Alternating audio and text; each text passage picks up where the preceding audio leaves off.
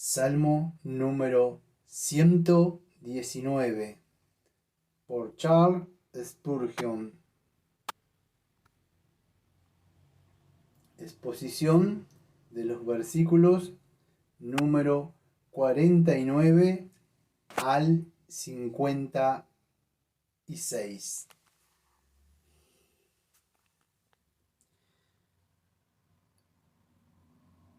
Versículo número 49. Acuérdate de la palabra dada a tu siervo. Hay todo un mundo de significado en la palabra recuerda. Cuando se dirige a Dios, es usada en la escritura en el sentido más tierno y conviene al afligido y deprimido. El salmista exclama: Señor, recuerda a David y todas sus aflicciones. Job también ora para que el Señor designe un tiempo en que le recuerde.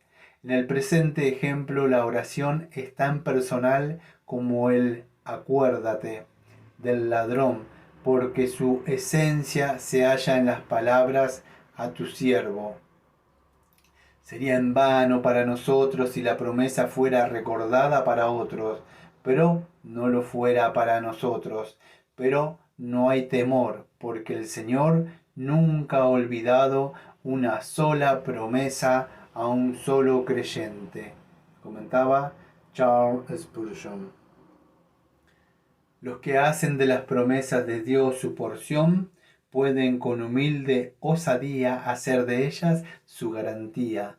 Dios dio la palabra en la cual esperaba el salmista y la esperanza por la cual había abrazado la promesa. Nos comentaba Matthew Henry. Versículo número 50. Ella es mi consuelo en mi aflicción, porque tu dicho me ha vivificado.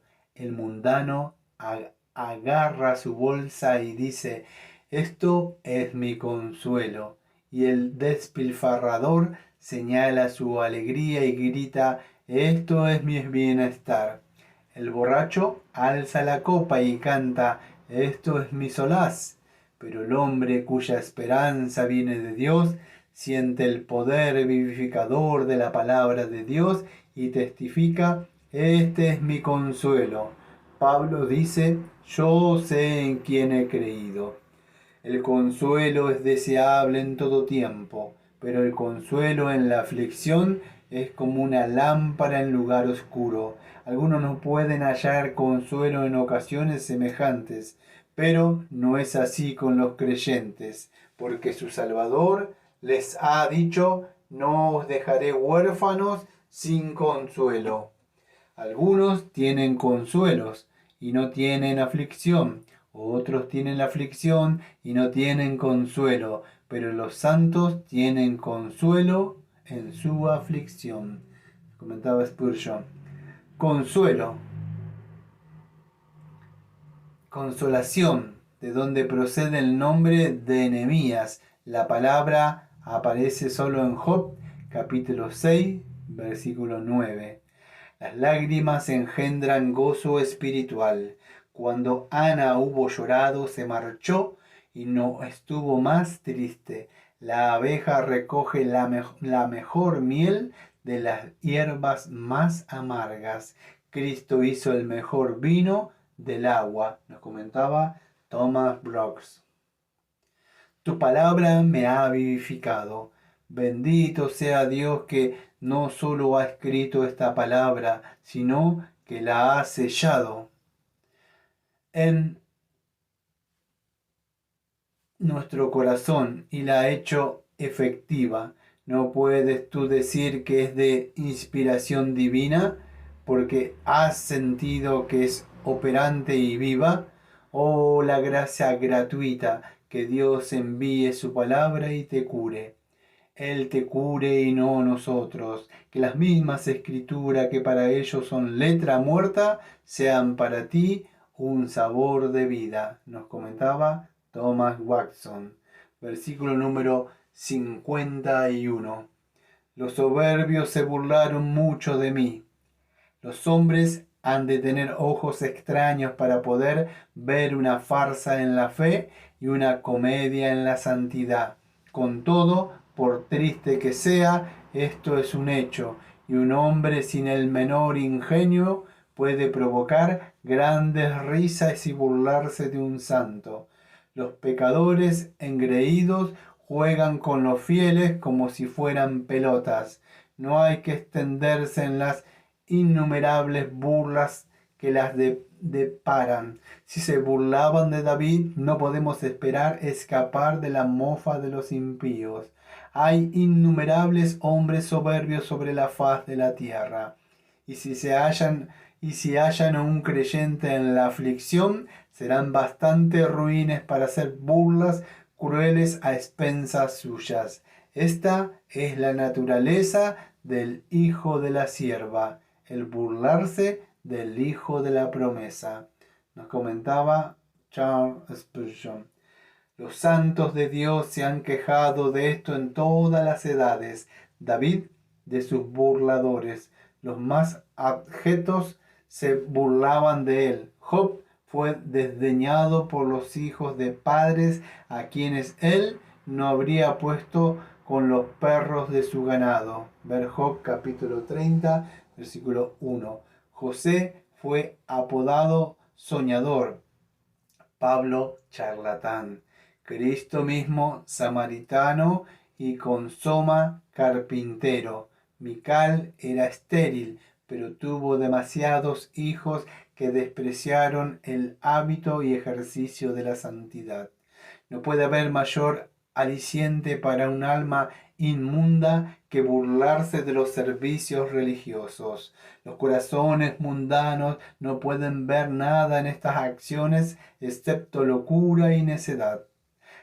La piedad tiene mal sabor a su paladar, nos comentó T. Adams. Es algo grande que un soldado se comporte bien bajo el fuego, pero es mayor que un soldado de la cruz resista impertérrito el día de su prueba. Al cristiano no le causa daño que los perros le ladren. Nos comentaba W. S. Plumer.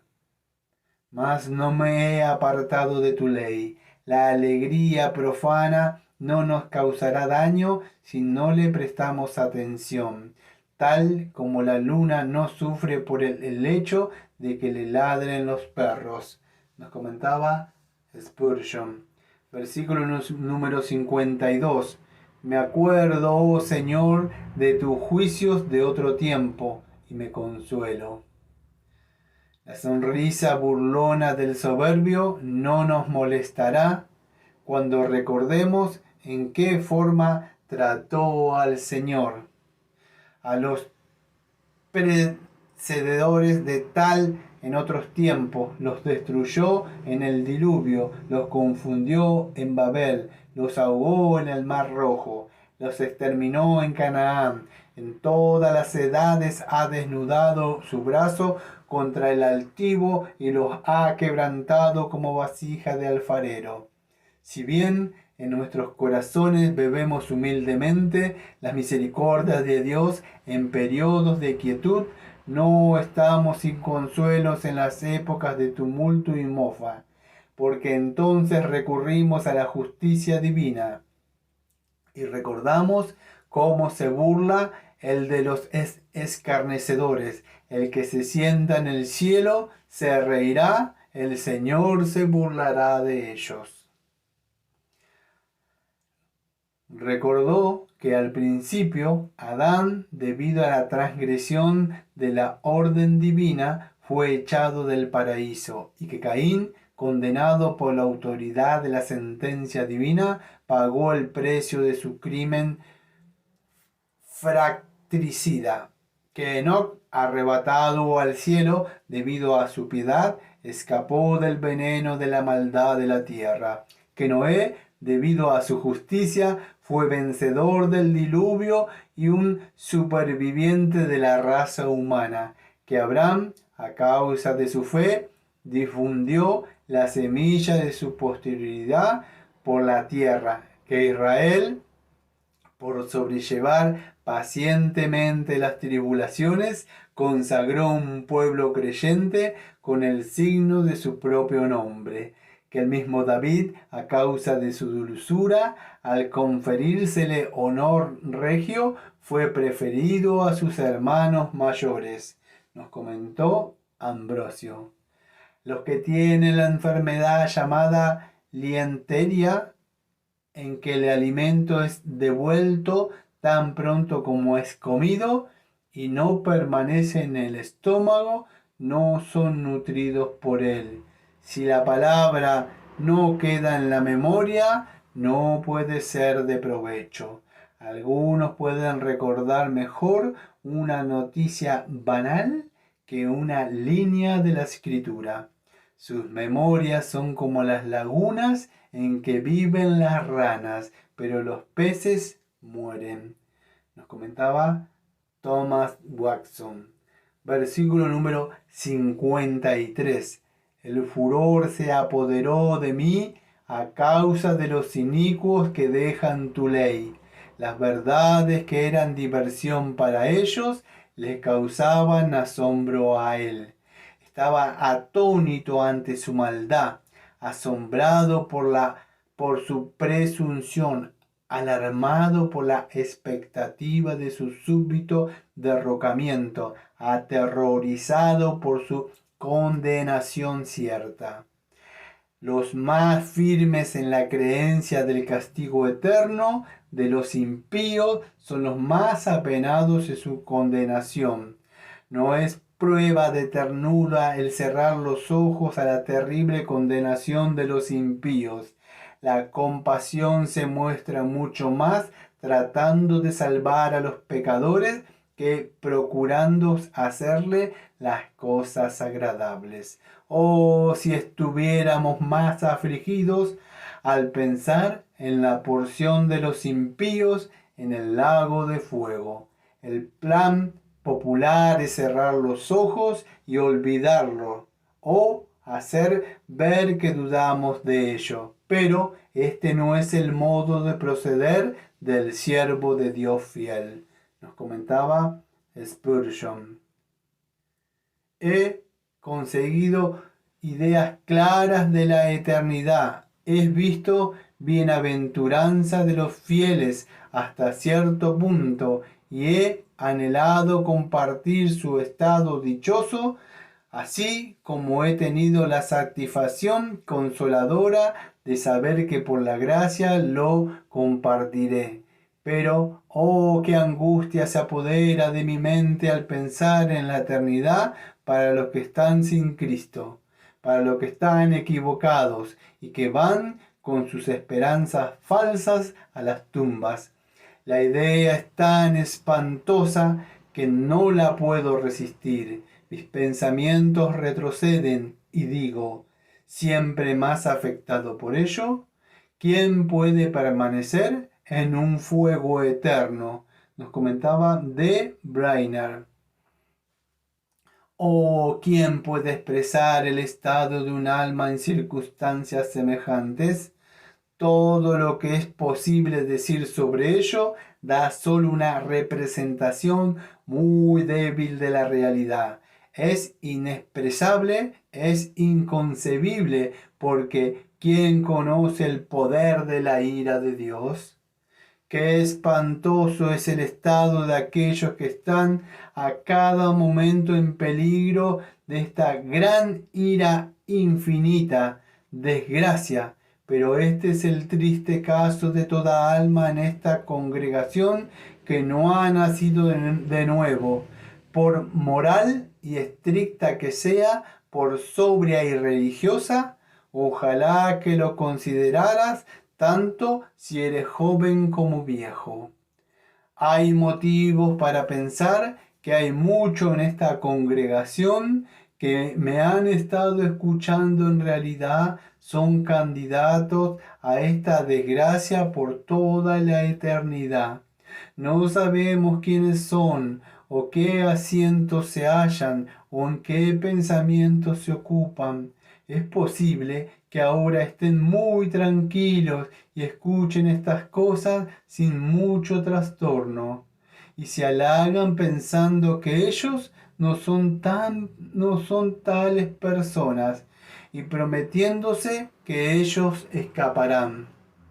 Nos comentaba Jonathan Edwards. Si supiéramos que hay una persona, aunque fuera solo una, en toda la congregación, que hubiera de verse sometida a esta desgracia, qué terrible sería el pensarlo. Si supiéramos quién es, qué espantoso sería el contemplarle, qué lamento y gemido debería lanzar el resto de la congregación sobre ella. Pero, ¡ay! No será una, sino muchas las que es probable que recuerden este mensaje en el infierno, nos comentó Jonathan Edwards. Que dejan tu ley. David se lamentaba, no porque se viera atacado, sino porque la ley de Dios era abandonada, y se apenaba ante la condenación de aquellos que lo hacían, porque estaban perdidos para Dios. Nos comentó Ambrosio, versículo número 54. Tus estatutos son cantares para mí en mi habitación de forastero. Los santos ven el pecado con horror y ven armonía en la santidad. Los impíos se desentienden de la ley. Los justos cantan sobre ella. Nos comentaba Charles Spurgeon. Cantares. Estos cantos aquietan, cual una bendición, el pulso inquieto después de la oración. Y la noche se llenará de música, y los cuidados que llenan el día recogerán sus tiendas, cual beduinos, y en el silencio se irán por otro camino. Nos comentó Henry Wadsworth Longfellow. Cantares para mí en mi habitación de forastero. ¿No se alegraría un preso ante la proclamación de su liberación? ¿No se alegrará el pecador redimido de poder salir de su servidumbre? ¿Saldrá de ella indiferente, sin gratitud y sin gozo? Nos comentaba W. Hay. Algunas veces nuestra pena es tan grande que no podemos cantar. Entonces oramos. Algunas veces nuestra liberación es tan gozosa que prorrumpimos en acción de gracias. Entonces cantamos. Nos comentaba W. Cowper, versículo número 55. Me acuerdo por la noche de tu nombre, oh Señor. De nuevo, esto muestra su fervor en la religión, porque así como en otros puntos nos dice que amaba más la palabra que el alimento que tenía asignado, aquí dice que renuncia a su reposo nocturno para poder meditar en la palabra. Pero ahora hasta tal punto ha decaído el celo en los que profesan ser religiosos que no están dispuestos a sacrificar ni lo superfluo, y mucho menos el refrigerio necesario por amor a la palabra de Dios. Nos comentaba W. Cowper. Por la noche, primero es continuamente, porque ha recordado a Dios; de día también. Segundo, sinceramente, porque ha evitado el aplauso de los hombres. Tercero, alegremente, porque el sopor del sueño natural no pudo vencerle. Todo ello muestra que había entregado intensamente a la palabra. Como sabemos, los hombres del mundo dedican parte de la noche a sus deleites, y en el hecho de que él sopesaba los testimonios de Dios por la noche nos muestra que hacía lo mismo en secreto que bajo la luz, por lo que condena a los que cubren sus maldades en la oscuridad. Examinémonos a nosotros mismos para ver si hemos interrumpido nuestro sueño para invocar a Dios o para dar satisfacción a nuestros deseos de placer. Nos comentaba R. Gresham. El pastor Hans de Hermannsburg acostumbraba a predicar, orar e instruir a los suyos durante 9 horas los domingos, y cuando su mente estaba totalmente agotada y todo su cuerpo atenazado por el dolor y le parecía morir por falta de reposo, no podía dormir, pero solía decir que le gustaba estar echado toda la noche en silencio y en la oscuridad pensar en Jesús. La noche iluminaba todo lo demás de sus pensamientos y le dejaba el corazón libre para comunicarse con aquel al cual su alma amaba y que visitaba y consolaba a su cansado discípulo en las velas de la noche. Nos comentaba de March. Y guardó tu ley. Si no recordamos el nombre del Señor, no es probable que recordemos sus mandamientos. Si no pensamos en Él, en el secreto, no le obedeceremos en público. Nos comentaba Charles Spurgeon. Versículo número 56. Esta es la gran bendición que he tenido, que he guardado tus mandamientos. Los rabinos tenían un dicho análogo: la recompensa de un precepto es un precepto, o sea, un precepto trae a otro precepto. El significado de lo cual es que el que guarda un precepto, a este Dios le concede como recompensa la capacidad de guardar otro precepto aún más difícil. Contrario a esto es otro dicho de los rabinos, que el premio a un pecado es un pecado, o una transgresión atrae a otra transgresión.